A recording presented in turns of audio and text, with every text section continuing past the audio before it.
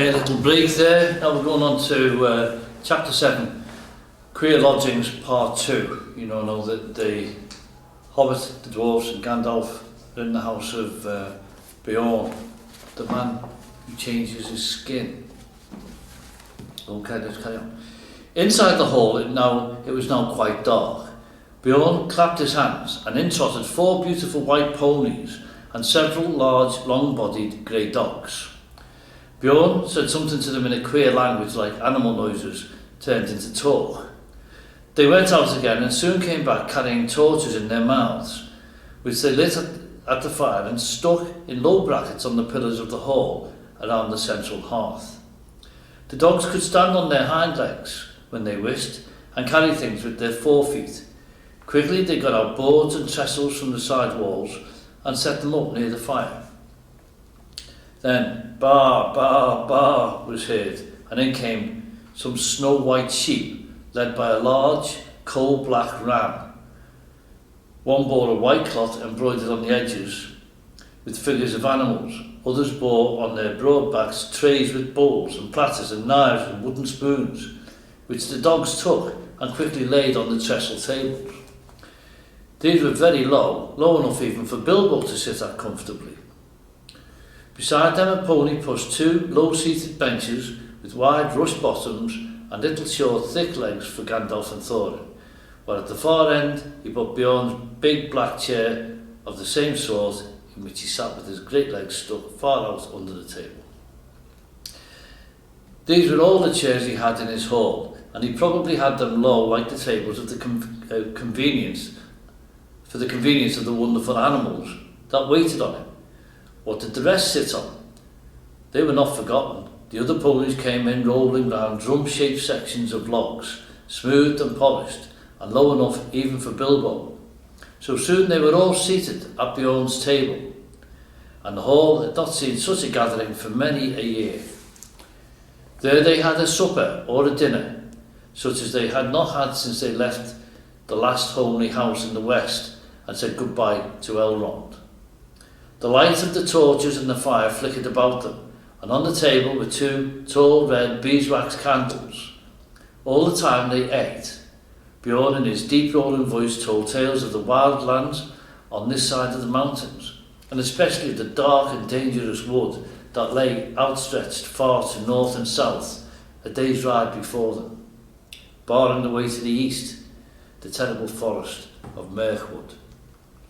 The dwarves listened and shook their beards, for they knew that they must soon venture into that forest, and that after the mountains it was the worst of the perils they had to pass before they came to the dragon's stronghold.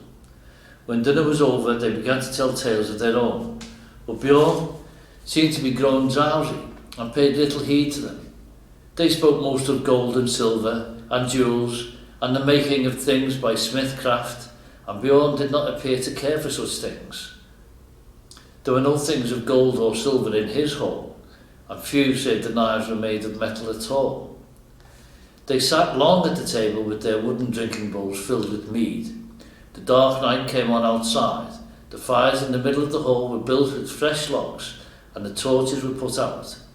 And still they sat in the light of the dancing flames, with the pillars of the house standing tall behind them, and dark at the top, like trees of the forest. Whether it was magic or not, it seemed to Bilbo that he heard a sound like wind in the branches, stirring in the rafters, and the hoots of owls. Soon he began to nod with sleep, and the voices seemed to grow far away until he woke with a start. The great door had creaked and slammed. Beorn was gone.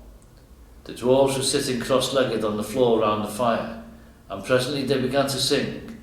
Some of the verses were like this, but there were many more, and their singing went on for a long while. The wind was on the withered heath, but in the forest stirred no leaf. Their shadows lay by night and day, and dark things silent crept beneath. The wind came down from mountains cold, and like a tide it roared and rolled. The branches groaned, the forest moaned, and leaves were laid upon the mould. The wind went on from west to east, all movement in the forest ceased, but shrill and harsh across the marsh its whistling voices were released. The grasses hissed, their tassels bent, the reeds were rattling, on it went, o'er shaking pool under heaven's cool, where racing clouds were torn and rent. It passed the lonely mountain bare, and swept above the dragon's lair. There black and dark lay boulders dark, and flying smoke was in the air. It left the world and took its flight over the wide seas of the night. The moon set sail upon the gale, and stars were fanned to leaping light. Bilbo began to nod again. Suddenly up stood Gandalf. "It's time for us to sleep," he said. For us, but not, I think, for Bjorn. In this hall we can rest sound and safe, but I warn you all not to forget what Bjorn said before he left us. You must not stray outside until the sun is up, on your peril. Bilbo found that beds had already been laid at the side of the hall, on a sort of raised platform between the pillars and the outer wall. For him there was a little mattress of straw and woolen blankets. He snuggled into them very gladly. Summertime though it was. The fire burned low and he fell asleep, yet in the night he woke. The fire had now sunk to a few embers. The dwarves and Gandalf were all asleep, to judge by their breathing. A splash of white on the floor came from the high moon, which was peering down through the smoke hole in the roof. There was a growling sound outside and a noise as of some great animal scuffling at the door. Bilbo wondered what it was, and whether it could be Bjorn in enchanted shape, and if he would come in as a bear and kill them. He dived under the blankets and hid his head, and fell asleep again, at last, in spite of his fears.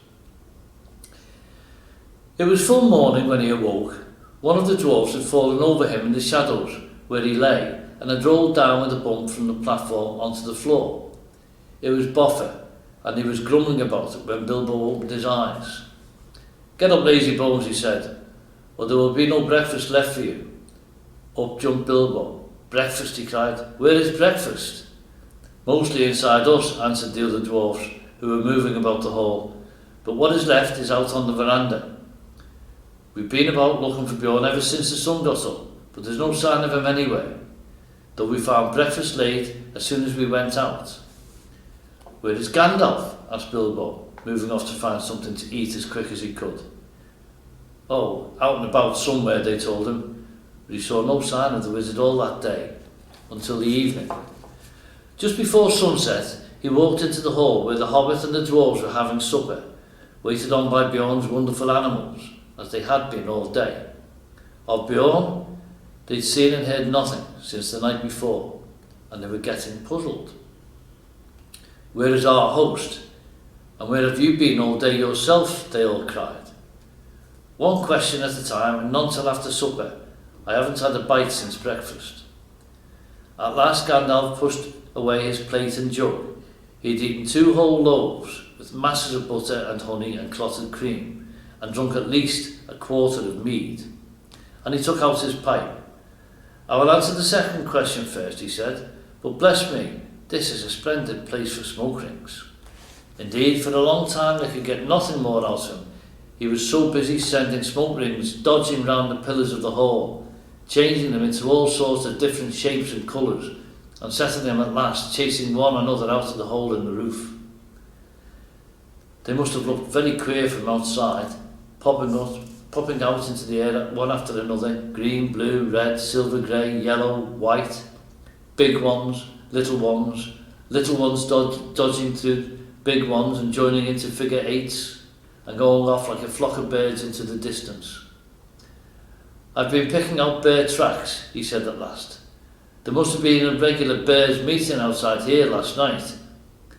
I soon saw that Bjorn could not have made them all. There were far too many of them, and they were of various sizes too.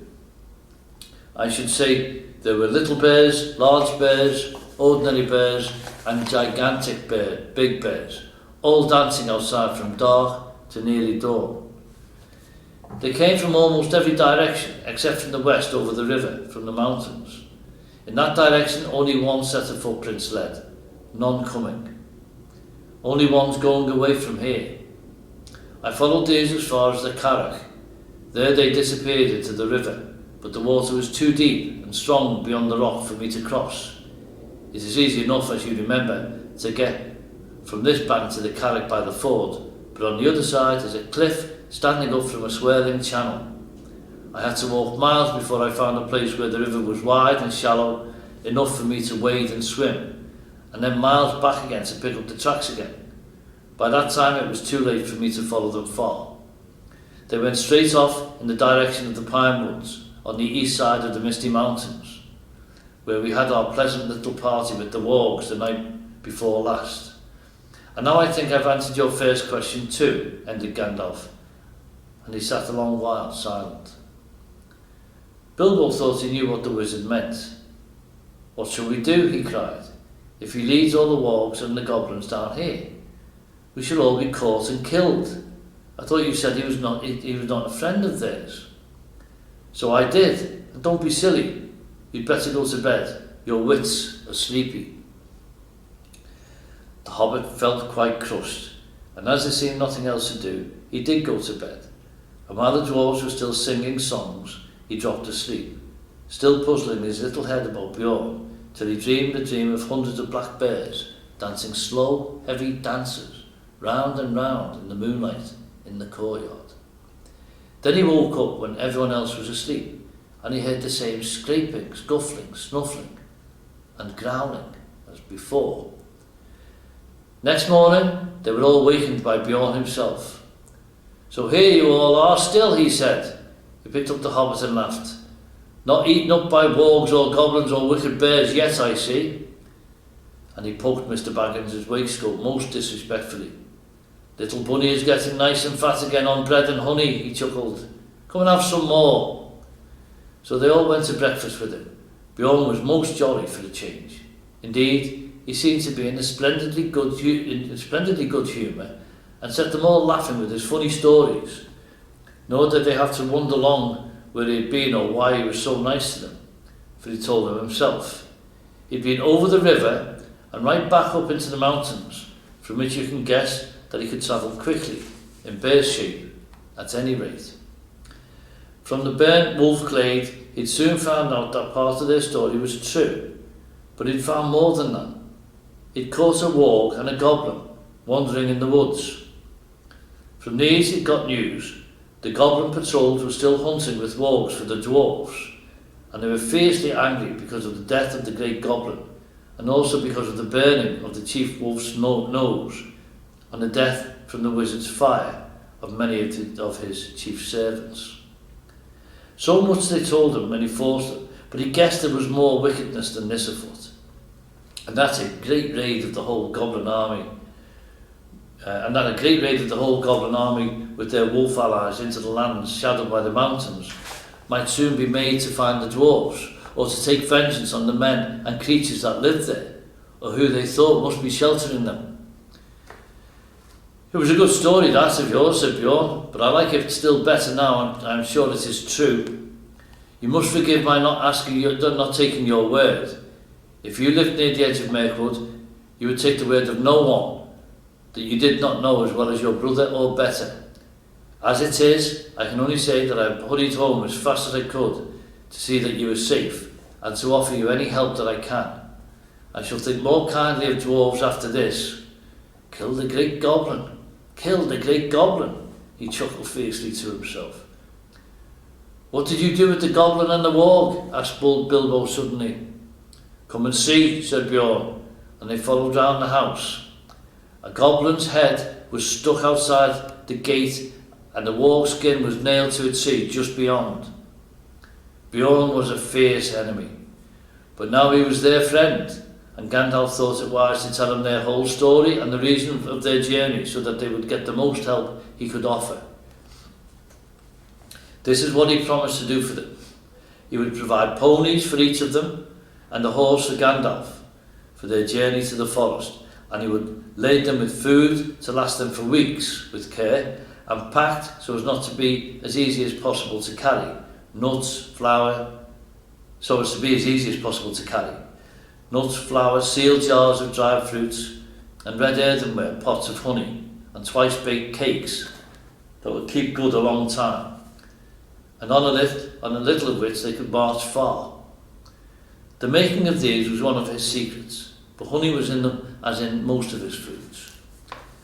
And they were good to eat, though they made one thirsty. Water, he said, they would need to carry this side of the forest, for there were streams and springs along the road.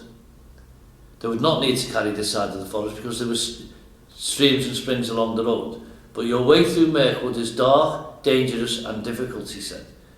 Water is not easy to find there, nor food. The time is not yet come for nuts, though it may be past and gone indeed before you get to the other side. And nuts are about all that grows there fit for food. In there the wild things are dark, queer and savage. I will provide you with skins for carrying water, and I will give you some bows and arrows, but I doubt very much whether anything you find in Mirkwood will be wholesome to eat or to drink. There is one stream there, I know, black and strong, which crosses the path, that you should neither drink of nor bathe in, for I have heard that it carries enchantment and a great drowsiness and forgetfulness, and in the dim shadows of that place I don't think you will shoot anything, wholesome or unwholesome, without straying from the path. That you must not do, for any reason. That is all the advice I can give you. Beyond the edge of the forest I cannot help you much. You must depend on your luck and your courage, and the food I send with you. At the gate of the forest I must ask you to send back my horse and my ponies, but I wish you all speed, and my house is open to you, if ever you come back this way again. They thanked him, of course, with many bows and sweepings of their hoods, and with many at your service, O master of the wide wooden halls. But their spirits sank at his grave words, and they all felt that the adventure was far more dangerous than they'd thought, while all the time, even if they passed all the perils of the road, the dragon was waiting at the end. All that morning they were busy with preparations. Soon after midday they ate with Bjorn for the last time, and after the meal they mounted the steeds he was lending them, and bidding him many farewells, they rode off through his gate at a good pace. As soon as they left his high hedges at the east of his fenced lands, they turned north, and then bore to the northwest. By his advice, they were no longer making for the main forest road to the south of his land. Had they followed the pass, their path would have led them down a stream from the mountains that join the great river miles south of the Carrick. At that point there was a deep ford which they might have passed if they'd still had their ponies, and beyond that a track led to the skirts of the wood and to the entrance of the old forest road. But Bjorn had warned them that way was now often used by the goblins, while the forest road itself, he had heard, was overgrown and disused at the eastern end, and led to impassable marshes where the paths had long been lost.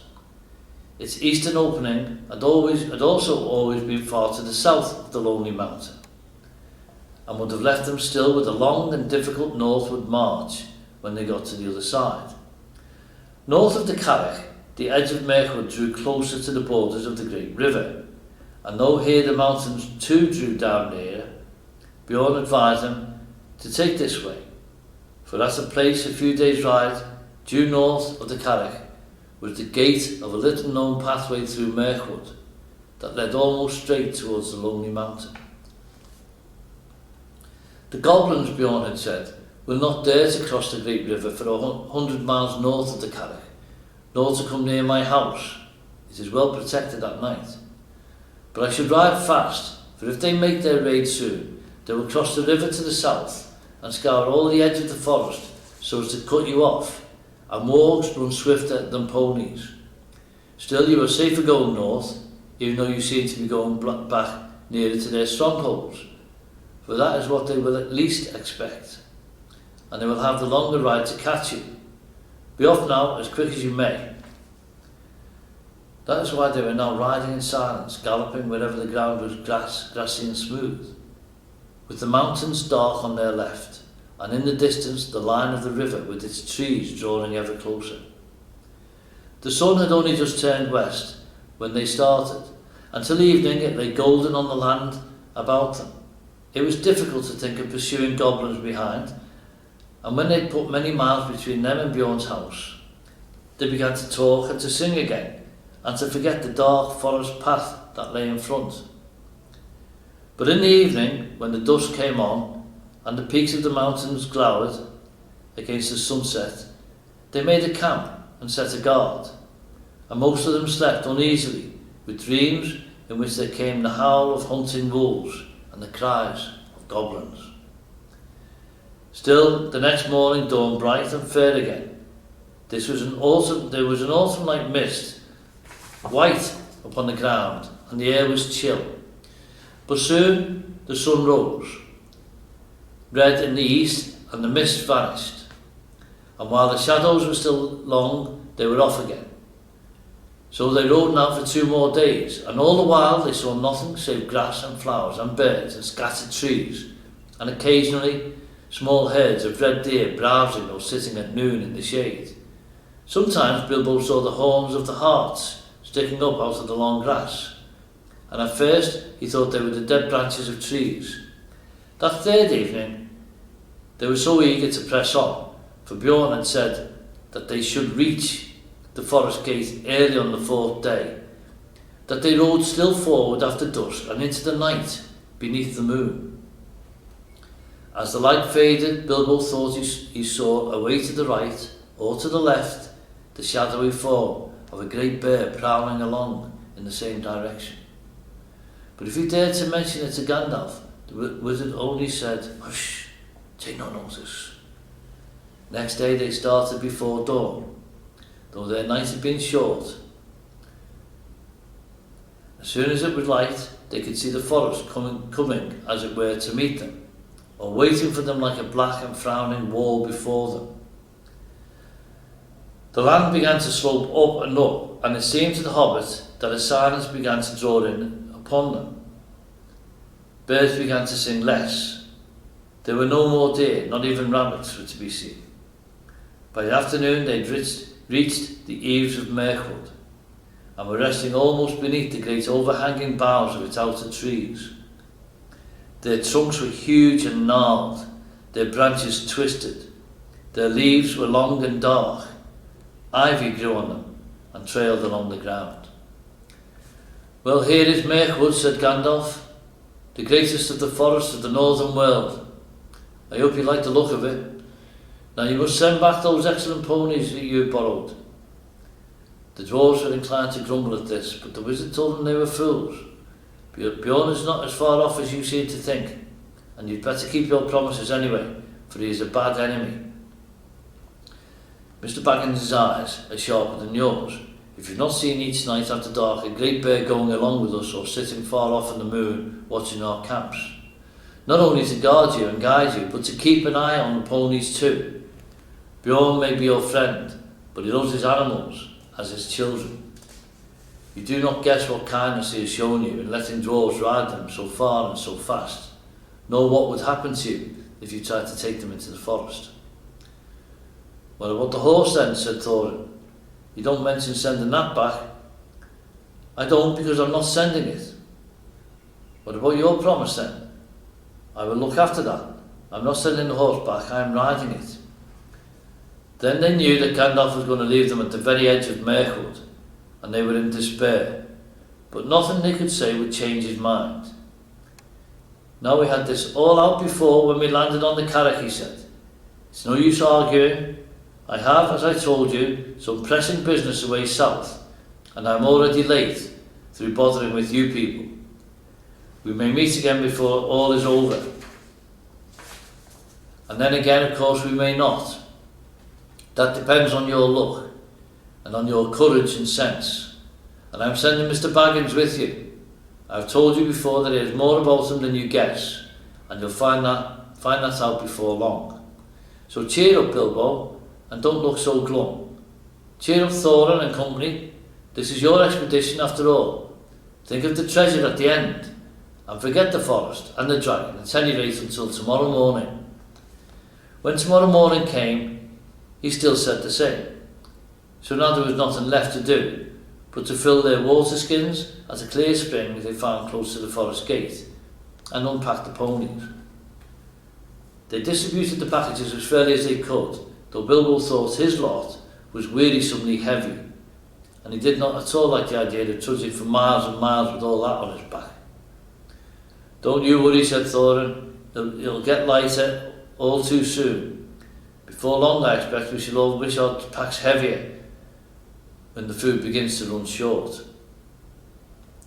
Then at last they said goodbye to their ponies and turned their heads for home. Off they trotted gaily, seeming very glad to put their tails towards the shadow of Mirkwood. As they went away, Bilbo could have sworn that a thing, like a bear, left the shadow of the trees and shambled off quickly after them. Now Gandalf too said farewell. Bilbo sat on the ground, feeling very unhappy, and wishing he was beside the wizard on his tall horse. He'd gone just inside the forest after breakfast, a very poor one, and it seemed as dark in there in the morning as at night, and very secret. A sort of watching and waiting feeling, he said to himself. "Goodbye," said Gandalf to Thorin, "and goodbye to you all. Goodbye. Straight through the forest is your way now. Don't stray off the track. If you do, it is 1,000 to 1 you'll never find it again, and never get out of Mirkwood. And then I don't suppose I or anyone else will ever see you again." "Do we really have to go through?" groaned the Hobbit. "Yes, you do," said the wizard, "if you want to get to the other side. You must either go through or give up your quest, and I'm not going to allow you to back out now, Mr. Baggins. I'm ashamed of you for thinking of it. You've got to look after all of these dwarves for me," he laughed.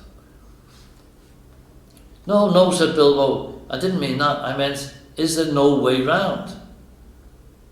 "There is if you care to go 200 miles or so out of your way north and twice that south, but you wouldn't get a safe path even then. There are no safe paths in this part of the world. Remember, you are over the edge of the wild now, and in for all sorts of fun wherever you go. Before you could get round Mirkwood in the north, you would be right among the slopes of the Grey Mountains, and they're simply stiff with goblins, hobgoblins and orcs of the worst description. Before you could get round it in the south, you would get into the land of the necromancer, and even you, Bilbo, won't need me to tell you tales of that black sorcerer. I don't advise you to go anywhere near the places overlooked by his dark tower. Stick to the forest track, keep your spirits up, hope for the best, and with a tremendous slice of luck, you may come out one day and see the long marshes lying below you, and beyond them, high in the east, the lonely mountain where dear old Small lives, though I hope he is not expecting you. Very comforting if you are, to be sure," growled Thorin. "Goodbye. If you won't come with us, you'd better get off without any more talk." "Goodbye then, and really goodbye," said Gandalf, and he turned his horse and rode down into the west. But he could not resist the temptation to have the last word. Before he'd passed quite out of hearing, he turned and put his hands to his mouth and called to them. They heard his voice come from faintly, "Goodbye, be good, take care of yourselves, and don't leave the path." Then he galloped away and was soon lost to sight. "Oh, goodbye and go away," grunted the dwarves, all the more angry because they were really filled with dismay at losing him. Now began the most dangerous part of all the journey. They each shouldered the heavy pack and the water skin, which was their share, and turned from the light that lay on the lands outside and plunged into the forest. End of chapter 7.